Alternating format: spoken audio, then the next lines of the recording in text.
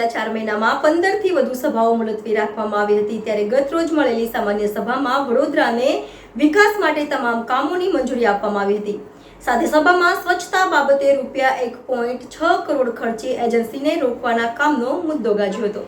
પાલિકામાં 4 મહિનામાં 15 સભાઓ મુલતવી રહ્યા બાદ આખરે ગુરુવારે મળેલી સભામાં સ્વચ્છતા બાબતે ₹1.16 કરોડ ખર્ચી એજન્સીને રોકવાના કામનો મુદ્દો ગાજ્યો હતો, જેમાં કાઉન્સિલરે 4,942 સફાઈ કર્મીઓ સ્વચ્છતા પાછળ 80 કરોડનો ખર્ચ કર્યા બાદ પણ એજન્સી 1 થી 10 નંબરમાં આવશે તેવી ખાતરી કેમ ન આપે। સભામાં મનીષ પગારે કહ્યું હતું કે 4,942 કર્મચારીના સ્ટાફમાં તો વડોદરાને 2 વખતે સાફ કરી શકાય।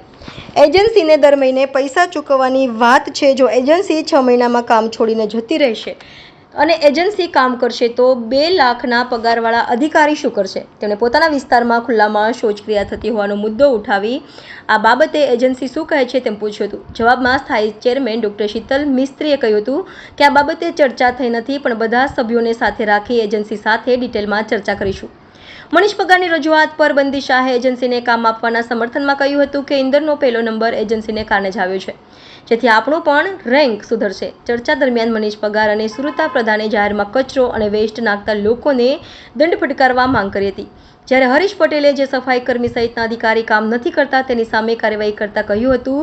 તમામ રજૂઆત સાંભળ્યા બાદ મ્યુનિસિપલ કમિશનર દિલીપ રાણાએ પણ ખુલ્લામાં થતી શૌચક્રિયા પર કાર્યવાહી કરાશે તેવી ખાતરી આપી હતી।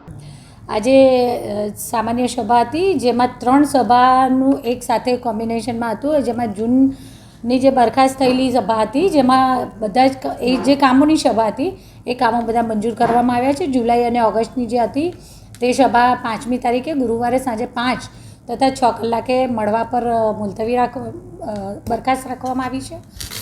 સાથે સાથે વડોદરા શહેરના વિવિધ વિષયો, પછી એ ચોમાસાની ઋતુ દરમિયાન વોટર લોગિંગના પ્રશ્નો હતા કે પછી કોઈક જગ્યાએ કોઈક વોર્ડમાં જ્યારે આર્ટિફિશિયલ લેકનું આયોજન આપણે કરવા જઈ રહ્યા છે ત્યારે આગળ ગણેશ વિસર્જન માટે ગણેશોત્સવનો તહેવાર જ્યારે સમગ્ર વડોદરા શહેર સૌ સાથે મળીને ઉજવવાના છે, ત્યારે 10 દિવસના ભગવાન શ્રી ગણેશજીના આતિથ્ય બાદ તેમના વિસર્જન માટેના તળાવોનું આયોજન કરવાનું છે, જેના માટે પહેલાં 5 તળાવોના આયોજન કરવામાં આવતા હતા, ત્યારે હવે સૌ સભાસદશ્રીઓ ઓલ 76 કાઉન્સિલર બધા મળી અને આ તળાવો વધારવામાં આવે, લગભગ એની બમણા જેટલી સંખ્યા કરવામાં આવે, જેથી કરી અને આ ગણેશોત્સવના 10 દિવસના ભગવાનના ભક્તિભાવ પૂર્વક એમની પૂજા આરાધના કર્યા બાદ તેમના ગણેશજીની મૂર્તિના વિસર્જન સમયે કોઈ સમસ્યાનો સામનો ન કરવો પડી શકે।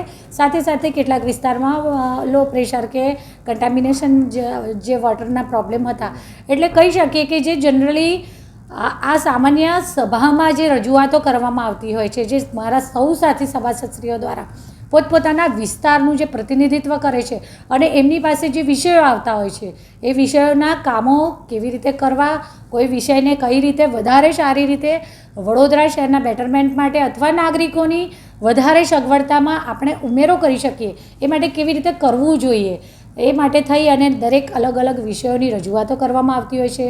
દરેકના સૂચનો હોય છે, આ સૂચનોનું સંકલન કરી અને કોઈક આગળના કામનું ઇમ્પ્લિમેન્ટ પણ કરવામાં આવતું હોય છે, અને જેના માટે જ આ સામાન્ય સભાનું આ રીતનું દર વખતે આયોજન કરવામાં પણ આવતું હોય છે અને એના થ્રુ કામગીરી કરવામાં આવતી હોય છે।